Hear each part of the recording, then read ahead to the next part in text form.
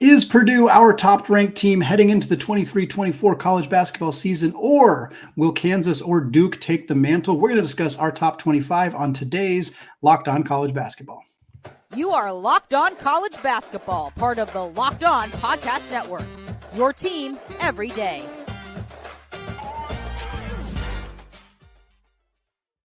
What's up, folks? Happy Halloween and welcome in to the Locked On College Basketball Podcast, the only daily national college hoop show out there, part, of course, of the Locked On Podcast Network. We are your hosts. I'm Andy Patton. He is the very spooky Isaac Shea. I am spooky. And today's episode is brought to you by Game Time. Folks, download the Game Time app, create an account, and use promo code LOCKEDONCollege, and you will get $20 off your first purchase. Folks, we are getting straight into it today. Top 25 rankings as we get closer to the start of the college basketball season. It's part of a big week of episodes here on Locked On College Basketball. We got bold predictions coming your way. We also got a mailbag.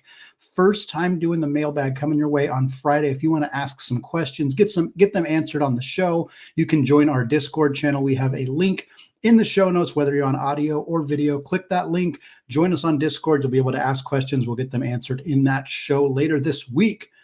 But Isaac, for right now, top 25 poll, it's time for us to discuss who we got in that top 25. Myself, Isaac, and our regular guest on Thursdays, Leaf Tulane of the Locked On NBA Big Board, all got together, did our separate top 25s, combined them together for an aggregate top 25. We're going to talk about it here, starting with the top 5 teams. Not a lot of surprises here.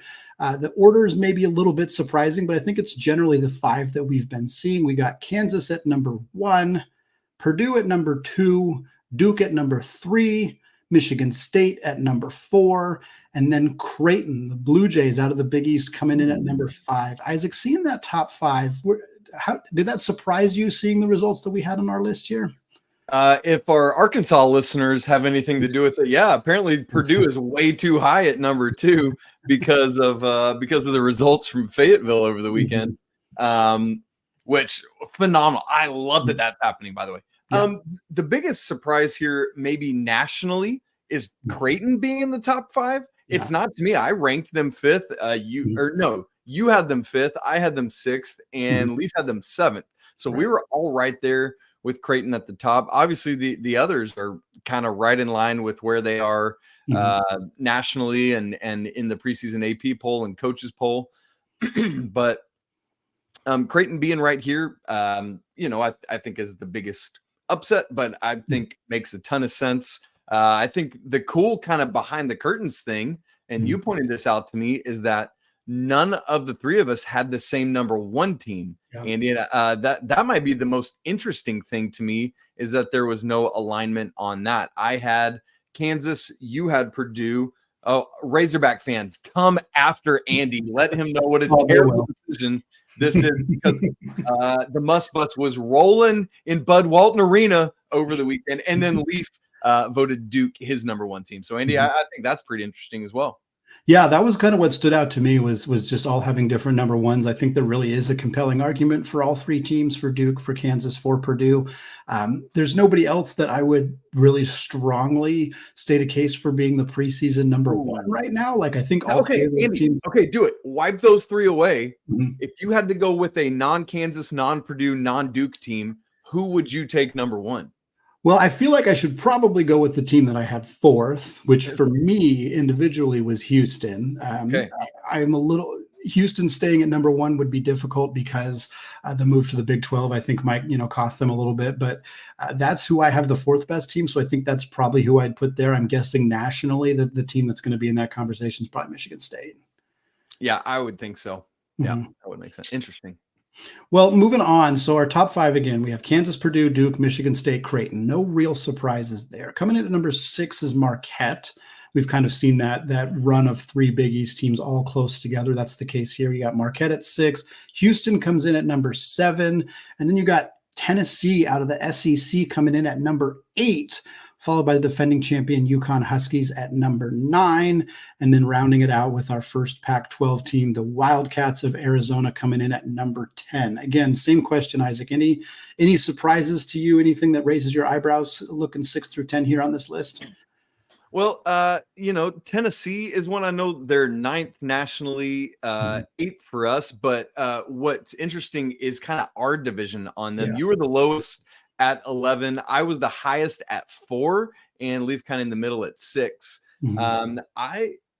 It's so funny because Andy, you well know I was dogging on Tennessee last year, and this year I'm going to be all in on the Rick Barnes train. Yeah. Part of that is because from everything we're told, it sounds like Zakai Ziegler is going to be good to go sooner rather than later. When exactly that is, I'm not sure.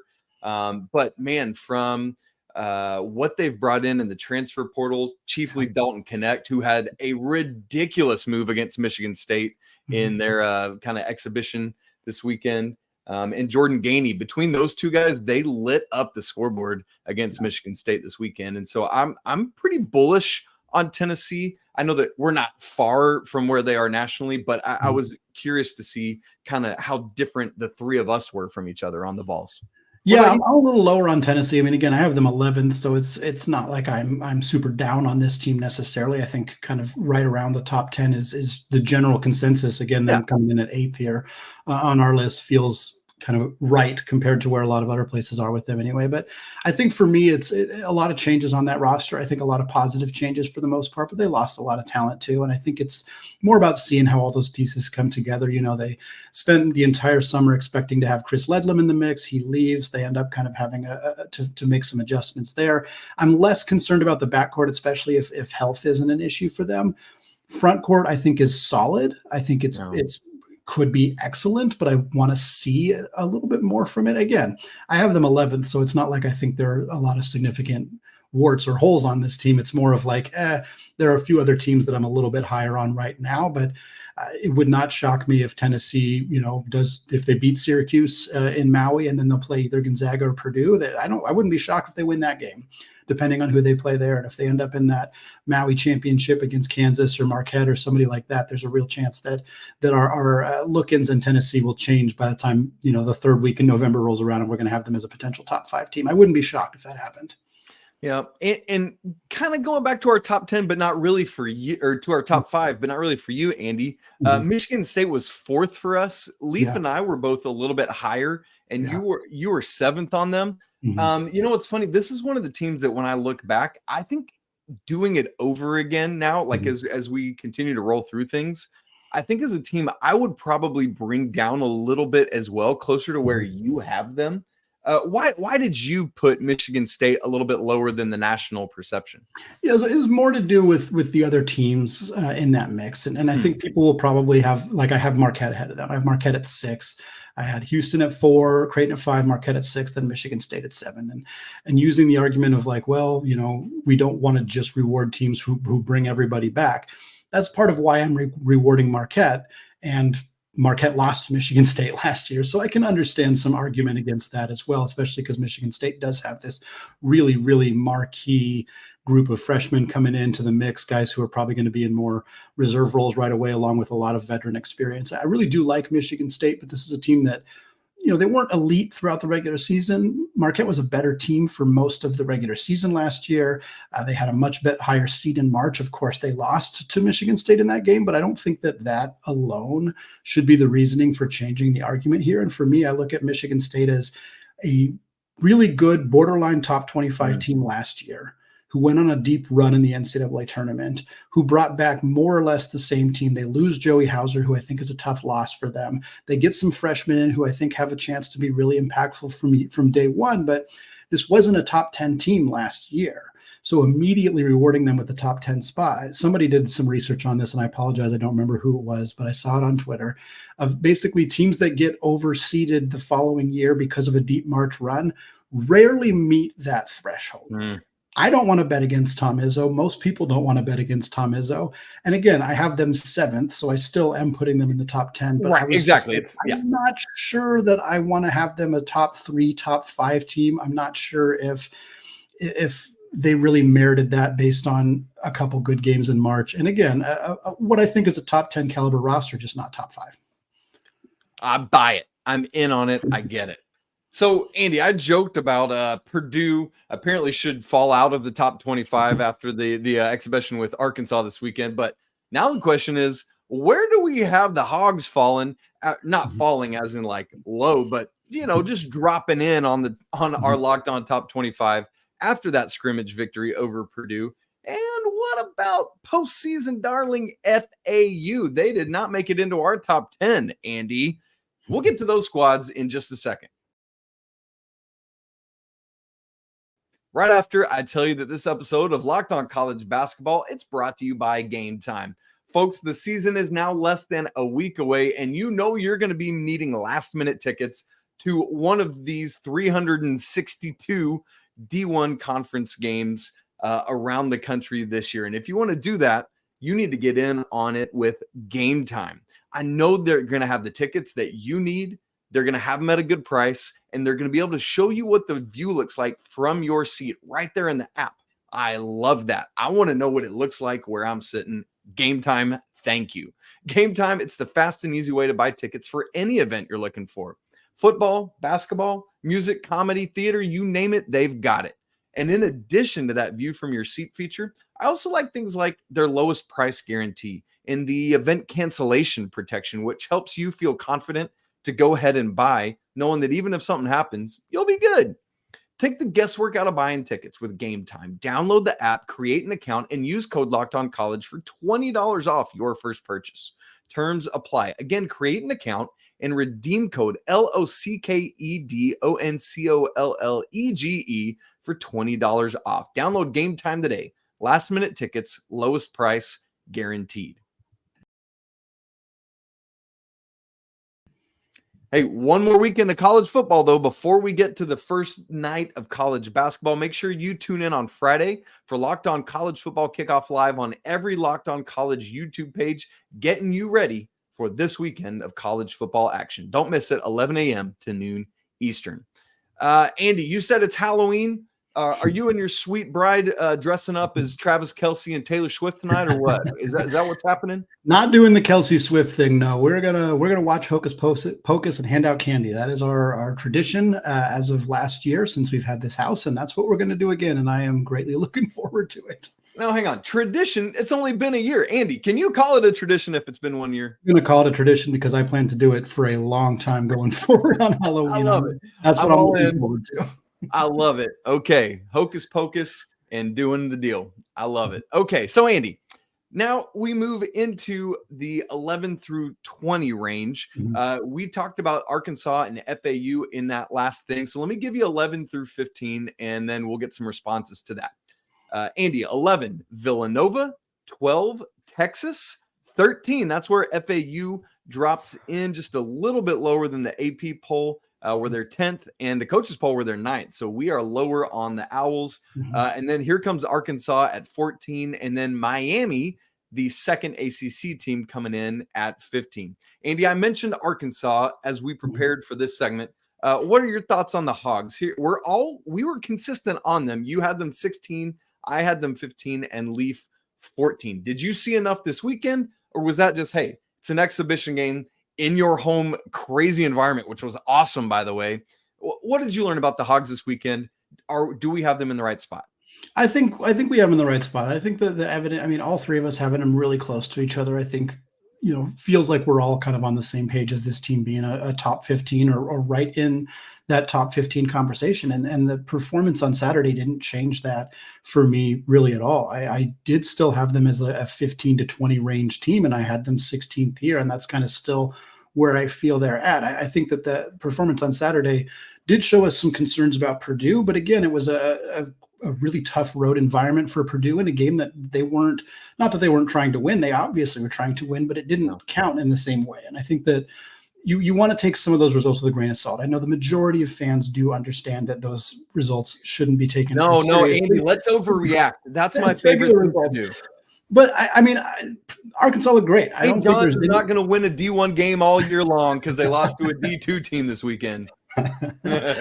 No, I do think Arkansas looked great. And I think the backcourt is going to be fantastic, especially as they continue to get work together and kind of adjust. All new guys coming in after they lost that whole backcourt from last year's team. I still got some questions about the front court. I thought they looked good on Saturday as well. And I think that this is a top 15 team. I have them 16th, so right in that mix as well. But I didn't see anything on Saturday that made me want to way move them up, but certainly a lot of really positive things from Eric Musselman's squad. And nor move Purdue down, I would say, right? Like, Correct. to me, this was more about Arkansas perhaps being better than some have thought, than Purdue being worse. Like, I think it's a function of that moment. And by the way, the AP poll, the coaches poll, and Ken Palm all have them 14th, a little lower at Torvik. He's 22nd on Arkansas. Andy, we talked about FAU as well. They're, as I said, 10th in the AP poll, 9th in the coaches poll. We're a little bit lower. Leaf the lowest at 17. You're 13. I'm 14 on the Owls. Similar to what you just said about Arkansas. I don't think that's any sort of disrespect. Like, if you told FAU, even like on Selection Sunday, if you had said to Dusty May, hey, going into next season, you're going to be 13th in the Locked On College Basketball Top 25. He first would have said, what's Locked On College Basketball? And secondly, he would have said, man, that's incredible. I can't believe we're ranked that high. Yeah. Fair? I think so. I think it's interesting because there's two kind of opposing ideals here. Teams sometimes get overranked because of strong postseason performances. That we talked about it with Michigan State. It happens literally every single year. On the flip side, mid-major teams that have success are often viewed as flukes or flashes in the pans for longer than you might feel that same way about a high major team.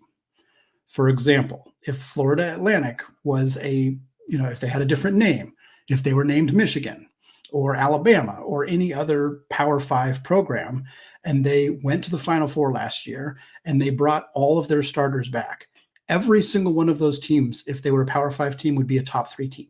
Every one of them, I guarantee you. While FAU is a borderline top 10 team, we have them 13th.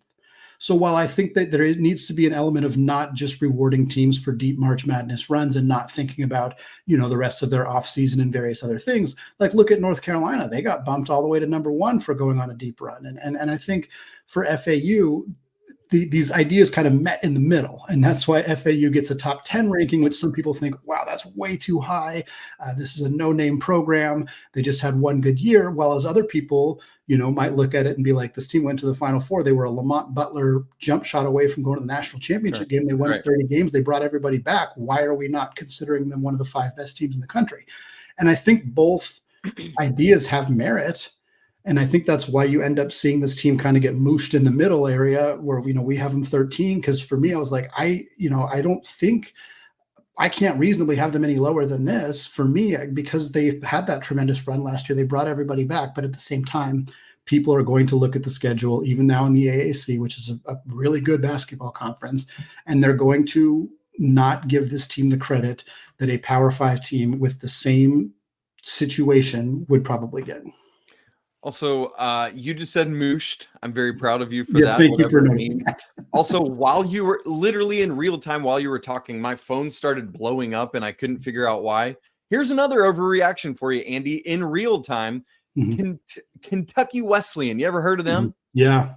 Well, you need to. Go ahead. They just knocked off Louisville in an exhibition game, 71-68. Another D2 school upsetting a Power 6 team. So let's overreact to that, although that one's probably a little more real, unfortunately. To be fair, we didn't have that team in our top 25, so I think we're good there. All right, 16-20. Andy, let's move to the bottom half of the midsection here. North Carolina 16, Texas A&M 17, St. Mary's 18, Gonzaga 19, and Baylor coming in at 20. Andy, let me give you 2 things that stand out to me here. Number one, when I look back after I sent in my rankings, I have Texas A&M 17. Interesting, that's where they landed. Leaf was the highest on them at 13. You were the lowest on them at 22. Andy, when I look back at the Aggies, I think this was a blind spot one for me, where I look at everything they're bringing back and Wade Taylor and the fact that they finished, what ridiculous number was it in the SEC last year, like 17-3 or something like that? Something huge, yeah. Like, I know everything you just said about FAU is 100% true. Mm-hmm. Even still with this, like Texas A&M, I could be looking up a month from now and they're a top 10 team and it would not shock me in any way. Mm-hmm. Yeah. Similarly, I wonder, Baylor is one. If some of these pieces hit, as they very well could, we might be too low on them too at 20. Yeah, I agree with both those sentiments. I was the low man on A&M, and I think part of it is I think the SEC got a lot better. I think teams like Florida got better. I think teams like Tennessee got better. I think there's a handful of teams that I don't think they're going to go 17-3 again, I guess is the best way to put it. But at the same time, this team was fantastic last year. Wade Taylor was incredible. He's back for another year. Like maybe it is maybe it's like a bias on my part of they can't replicate that kind of success again, but maybe they can. And of all the teams in this kind of range right here, like, between 17 and 20, A&M, St. Mary's, Gonzaga, Baylor, like A&M's got as good a chance as any of those teams to be back in that top 10, top 5 conversation, to be honest. And Baylor, kind of the same thing. I have a lot of concerns about their front court. Yeah. Specifically health with some of their guys. But if they're healthy and if that front court comes around, because the backcourt's going to be great, even if it's brand new, backcourt's going to be great. I think Ray J. Dennis is fantastic. Jacoby Walter is going to be excellent. Like that's a really good backcourt. Just those two guys alone, and the rest of the depth there is great. But I got to see the front court, and until I see those guys consistently produce, I'm going to be a little bit more worried about this team, particularly on the defensive end. But having said that, I had them at 18, and I feel pretty good about having them kind of right in that range for right now. I think North Carolina is right about where they need to be at 16. I think some of the talent is there to potentially be higher, but we got to see it after what happened last year. But then, Andy, we've got these two West Coast teams right together at 18 and 19. The Gales at 18 and Gonzaga at 19. Apparently, Leaf hates the West Coast Conference. He had St. Mary's at 25 and Gonzaga inexplicably unranked. Yeah. Andy, this is I can't even think of what word this is. I just am so flabbergasted by this that he has done. Now, obviously, in the WCC preseason poll, St. Mary's was voted ahead of Gonzaga. And so I think the question is where they're at fair, and is the order that they're at fair? Yeah, I had St. Mary's ahead of Gonzaga in my rankings. I had St. Mary's 14th. I had Gonzaga 17th. You had them right next to each other as well. You had Gonzaga 12 and you had St. Mary's 13. So these are two teams that are very clearly kind of being packaged together in a lot of ways. And I think that is fair. I think these are honestly two really similarly matched teams. They're very different stylistically. That's what has made Gonzaga St. Mary's games so fun in the past. St. Mary's plays this very slow, methodical, paced offense, whereas Gonzaga's go, go, go. But to me, Gonzaga has to replace a lot of starters. They have to replace their all-time leading scorer in Drew Timme, and that's not something that's easy to do. Julian Strother's out the door, 2 veteran guards out the door, and Smith and Bolton. But I like the additions. I like Ryan Nembhard. I like Graham Ike if he's healthy. I think this is a team that can absolutely – I don't think this is the best Gonzaga roster by any stretch. It's not that 21 team with Jalen Suggs, but it's a team that I think is going to be in that top 15 conversation throughout the year, probably get a 3 or a 4 seed, maybe make another run to the Elite Eight like they've done in the past. And St. Mary's – all you really need to know about St. Mary's is that Aiden Mahaney is an absolute dude, and he is going to will that team to some victories this year that they have no business winning. And there's not a coach in the country that wants to play Randy Bennett and the Gales. I promise you that. Well, we got 5 more teams to discuss, Isaac, and then we're going to talk about the few teams that got votes that did not make our top 25 and maybe some other teams that we think could sneak into this conversation as the season goes on. All of that coming up after a word from today's sponsor, FanDuel. Folks, score early this NFL season with FanDuel, America's #1 sportsbook. Because right now, new customers can get $150 in bonus bets with any winning $5 money line bet. That's $150 if your team wins. If you've been thinking about joining FanDuel, there's no better time than right now to get in on the action. The app is crazy easy to use. There's a really wide range of betting options. You can bet on spreads, player props, over-unders, and more. And right now, we're starting to get some college basketball preseason awards. The Wooden Award odds have been released. Zach Edey, the obvious front runner, at plus 155. If you want to make some money, you can bet on Zach Edey there. If you want to take some shots too, Hunter Dickinson at 750, Kyle Filipowski from Duke at 900, Donovan Clingan from UConn at 1,700, and then the big fella from North Carolina, Armando Bacot, coming in at plus 2,000 as well. So folks, visit FanDuel.com/lockedon, kick off the NFL season. FanDuel, an official partner of the NFL. All right, Isaac, 5 more teams to discuss here within our top 25 rankings, and then a pair of teams that received some votes that we want to get to as well. I'm just going to tell you the final 5 teams on our list, and we can banter from there. So 21, Kansas State, Jerome Tang and the Wildcats there. 22, USC Trojans. We got ourselves a little West Coast run here. 23 is the Aztecs of San Jose State. San Diego State, not San Jose State. Let's make sure we get that right. Apologies to the Spartans out there at San Jose State. So 23, San Diego State. 24. Had us where? 24 is UCLA, and then rounding out our top 25, another group of Wildcats, this time, of course, John Calipari and Kentucky at 25. Isaac, we can start anywhere, but I really do want to start with Kentucky because they barely snuck in. All of us had them a little higher than 25th, but just because of the way the numbers worked out, they come in right at 25. Where do you kind of see this team, one of the more kind of confounding teams in college basketball right now? Yeah, I mean, and I think that's the thing is the talent, Andy, is so clearly there, right? Mm-hmm. But the front court is so banged up. We don't know who's going to be the starting 5, unfortunately. Mm-hmm. Like the injury bug is just reigning in Lexington, folks. Steer clear right now. Don't go get that L8. It can wait. But I look at Kentucky and Duke similarly because of how they've recruited for years now. Yeah. Whereas we have Duke where we do. Yeah. Why is that? Because there's a guy named Jeremy Roach coming back. There's a guy named Kyle Filipowski coming back. There's a guy named Tyrese Proctor coming back. There's a guy named Mark Mitchell coming back. I could continue on. Mm-hmm. And that means that these super talented freshmen, TJ Power, Stewart, McCain, these guys, they don't have to take on the same role in Durham, North Carolina that they do in Lexington, Kentucky. So they can come off the bench and just excel that way. Mm-hmm. Kentucky has to have these talented freshman guys, Rob Dillingham, all of them, right? Mm-hmm. Justin Edwards, keep naming them. Yeah. DJ White, like I'm forgetting people. There's so many of them. Thank goodness Antonio Reeves. Thank goodness Trey Mitchell. Like John Calipari goes to bed at night and is like, thank goodness for whatever happened with Coach Huggins because we got Trey Mitchell out of the deal, right? Yeah.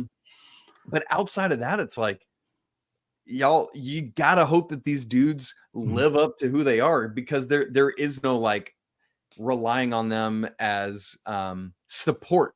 They have to be the dudes, and that to me is the difference. But they could come out and go bonkers, and if so, 25 is way too low. I mean, from a purely talent standpoint, Andy, this is a top 5-ish team from talent. Unquestionably top 10, I think. Yeah, okay, maybe top 5 is too high. Top 10 talent standpoint, but you got to get old and stay old right now in college basketball. And if you can't, you're not doing it. And so that is where my hesitation is on Kentucky. Yeah, I'm with you. I think you look at Duke, and for Duke to reach their highest potential, they basically just need one freshman to pop, McCain. If he is who he is, then Duke is probably going to be where they're expected to be. Kentucky needs like 4.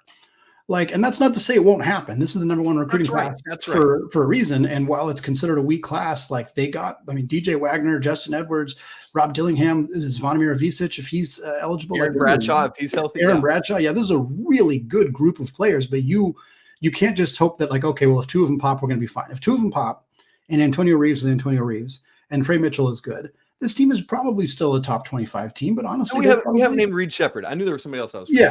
If a few of these guys pop, if Wagner's awesome and Edwards is awesome, the other guys are kind of freshmen, have some inconsistencies. That probably puts this team like 4th or 5th, maybe even 6th in the SEC because of how good the SEC is. If all of the freshmen pop, this team's awesome. But you're asking a lot because these dudes are going to be playing against 26-year-olds. That's what college basketball is these days. So I'm very intrigued by Kentucky. We spent a lot of time on the team right at the bottom of this list, but they're one of the most intriguing teams in college basketball. There's a reason they were one of our top 5 storylines on Monday's episode of the show too. It's just an intriguing team to watch this year. Andy, the other one is the top of this portion of the list, Kansas State. We have them 21st. This is probably our biggest discrepancy from the AP poll. Yeah. They're not even ranked. They're in others receiving votes, and they're 35th overall at the AP poll, yet we have them 21. Andy, why do you think we believe more in the Wildcats in year 2 under Jerome Tang? Go Wildcats, by the way, in year 2 of Jerome Tang. Yeah, I think I really like the additions that they made. And I think a lot of people are focused on the losses, and that's understandable. Some really significant losses in that program in Noel and Johnson. But for them to get Arthur Kaluma in from Creighton, I think he's a really unheralded, underrated, really nice addition for them. He's not going to exactly be Keontae Johnson because that's a tough player to replicate, but Kaluma can do a lot of different things. And then there's Tyler Perry, one of the best pure scorers in college basketball. I mean, an unbelievable volume shooter. And I think he fits what Jerome Tang likes to do really well. And I think that's what I love about this. I like that the additions that they made, in particular Perry and Kaluma, really fit with Jerome Tang's style. So I had them 25th. They just snuck into my rankings. You guys were both a little bit higher on them. But to me, like having them 10 spots out of the top 25 was a surprising result from the AP poll because I think this is a top 25 team. I completely agree with you, Andy. I've got them ranked where I do for everything you just laid out. There's 2 teams that you mentioned that we didn't have in our rankings, but that did get a vote. That was Illinois. Leaf had them at 23rd, and then Alabama, I had them at 25th. They're floating right there in that same range. Like it's funny in the AP poll, Alabama's 24th and Illinois is 25th. So I don't even know that we need to have much conversation with them. A little bit of a flip-flop as we get into the first week or 2 of the season, and they're right into this poll. And so there's definitely some teams to mention there as well. Yeah, 100%. And I think, the fact that the only teams that made the top 25 that somebody didn't vote for, we mentioned Leaf didn't vote for Gonzaga. You didn't have UCLA, who they came in at 24, so they barely snuck into the list. I had them at 24 as well. But for the most part, there was a lot of consensus on this group. And I think it'll be interesting to see a week, 2 weeks, 3 weeks into the season, does Illinois sneak in? Does Alabama sneak in to our poll? Of course, they're in that AP poll as well. And then some other teams that might be in the mix as well. I know we're, a little short on time, but like Colorado's a team that I think could sneak into that conversation. Wisconsin, Maryland are teams that I think could potentially sneak into that conversation out of the Big Ten as well. I think there's 35, 40 pretty good teams in college basketball this year, just kind of looking at Ken Pom and Torvik and whatnot. And I think that we got ourselves a really good list here, but I wouldn't be surprised to see this thing overhaul a fair amount in the coming weeks. Yeah, a couple others that I had that didn't make it. Virginia was under consideration for me. TCU was under consideration. Indiana, if Mackenzie Mbako can stay away from Taco Bell, any of that kind of stuff. So yeah, we're checking that. I love that, man. I love Colorado. I really hope they're just awesome this year. Yeah. I'd love to see it. Andy, this is such a fun conversation. As you said, we got some great shows coming up this week. Bold predictions, mailbag. It's going to be great. And we're less than a week away from real games. I cannot believe it. If you want to be in on that with us, having great college basketball conversation all season long, come join the Discord. As Andy said earlier, the link is in the show notes, both on video and audio. You everydayers, thanks so much for being here with us. You can follow us all on Twitter, subscribe to the show on video and audio, smash the like button to let us know you're here. And we'd love to hear your comments on our top 25, where you think we're spot on and where you think we're dead terribly wrong, particularly if it's Leaf. Let him know about that. As always, apologies to the lawyer family. We're going to explain that one in our mailbag episode. Also, go Wildcats. And until tomorrow, peace.